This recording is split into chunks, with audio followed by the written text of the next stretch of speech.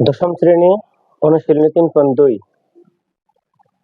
অনুশীলনী 3.2 এর 13 নং এর ক নং অঙ্ক সলভ করব আমরা। দেখো কি আছে, এই যদি a + b + c = 0 হয় তবে দেখাও যে aq + bq + cq = 3abc। এই অঙ্কগুলো সৃজনশীল প্রশ্নের ভিতরে ক নং এ আসে। দেখো তাহলে দেওয়া আছে লিখি আমরা সমাধান। দেওয়া আছে লিখি, দেওয়া আছে কত, a + b + c = 0। দেখো এই অঙ্ক সলভ করার দুটো পদ্ধতি আছে। আমরা এই মান থেকে আমরা এই মানটা বের করতে পারবো, অথবা আমরা এই যে এখান থেকে লেফট সাইড থেকে আমরা রাইট সাইড বের করতে পারবো। দেখো আমি দুটো সলভ করব, তাহলে আমি মান থেকে মানটাকে বের করি। দেখো কি আছে লিখি আমরা, তাহলে a + b + c = 0 দেওয়া আছে। তাহলে এখানে আমি a + b রাখলাম, আমি a + b রাখলাম, b + c রাখলে অঙ্ক হবে, b + c রাখলে অঙ্ক হবে, a + c রাখলে অঙ্ক হবে। তাহলে a + b এই পাশে রাখলাম, তাহলে এই পাশে +c, তাহলে এখান থেকে কি হবে -c।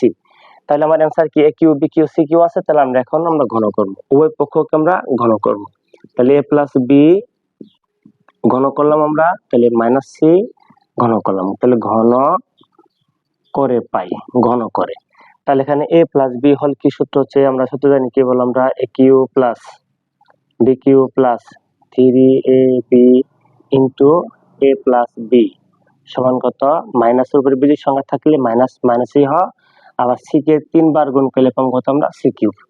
তাহলে কি, তাহলে q + bq + 3ab a + b এর মানটা পেয়েছি কত আমরা -c। তাহলে মাইনাস মান অবশ্যই ব্র্যাকেটে আটকাতে হবে, মাইনাস কি থাকলো বলো, cq থাকলো। তাহলে aq + bq প্লাসে মাইনাসে মাইনাস 3ab দিয়ে আমরা c রে গুণ করলে পাবো 3abc = কত -cq। দেখো আমার প্রমাণে কি আছে, aq + bq + cq, তার মানে কি এই পাওয়ার 3 গুলো বাম পাশে দেওয়া আছে, তাহলে বাম পাশে নিয়ে এসে বলবো আমরা। সুতরাং aq + bq, তাহলে এখানে -cq, তাহলে এখানে cq + cq সমান এখানে -3abc, তাহলে এখানে যাই q + 3abc। এই দেখো তাহলে q + bq + cq = 3abc। তাহলে আমরা কি পেলাম, aq + bq + cq = 3abc। এই শর্ট SHOWED শর্ট। দেখো এর বিকল্প, দেখো বিকল্প পদ্ধতি আমরা শিখি। এই যে বিকল্প পদ্ধতি, বিকল্প পদ্ধতি হচ্ছে এখানে মান দেওয়া আছে a + b + c = 0 দেওয়া আছে। আমার দেখাইতে হবে কি aq + bq + cq = 3abc। তাহলে আমরা লেফট সাইড থেকে রাইট সাইড বের করব। তাহলে মান দেওয়া আছে কি, আমরা লিখি, দেওয়া আছে লিখি, দেওয়া আছে কত, a + b + c = 0। তাহলে দেখো এখানে a b c তিনটি আছে না, তাহলে এখান থেকে আমরা যে কোনো দুইটা মান আমরা এই পাশে রাখবো। সুতরাং a + b আমরা রাখলাম, তাহলে এই পাশে +c, তাহলে এখানে -c হবে। যদি b + c রাখি তা অঙ্ক হবে, সে +c রাখলে তা অঙ্ক হবে। তাহলে আমরা a + b রাখলাম = -c।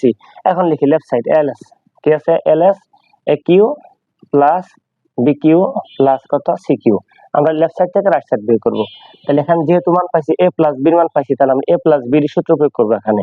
তাহলে cq অবিকল রয়ে যাবে। তাহলে aq + bq সূত্র হচ্ছে কি বলো, a + b whole cube -3ab a + b plus কি থাকলো বলো, cq থাকলো। যদি এখানে আমরা b + c এর মান বের করতাম, তাহলে b + bq + cq সূত্র প্রয়োগ করতাম। যেহেতু a + b এর মান রাখছি, তাহলে এখানে aq + bq সূত্র প্রয়োগ করলাম। তাহলে q + bq সূত্র হচ্ছে a + b whole cube -3ab a + b plus কি থাকলো, cq হয়ে গেল। তাহলে এখানে a + b এর মানটা দেওয়া আছে কত বলো, -c। এই যে -c রাখলাম, উপরে পাওয়ার 3 -3ab a + b এর মানটা পেয়েছি কত বলো আমরা -c, প্লাস কি থাকলো এখানে cq রয়ে গেল। তাহলে মাইনাসের উপরে বিজোড় সংখ্যা থাকলে মাইনাস মাইনাস থাকবে, c কে 3 বার করলে cq, মাইনাসে মাইনাসে কত প্লাস 3ab দিয়ে c রে গুণ করলে পাবো 3abc প্লাস কি পেলাম বলে আমরা cq, plus cq minus cq কাটা, তাহলে কি পেলাম আমরা 3abc। সুতরাং কত, লেফট সাইড সমান কত, রাইট সাইড। শর্ট। বুঝতে পারছি আমরা।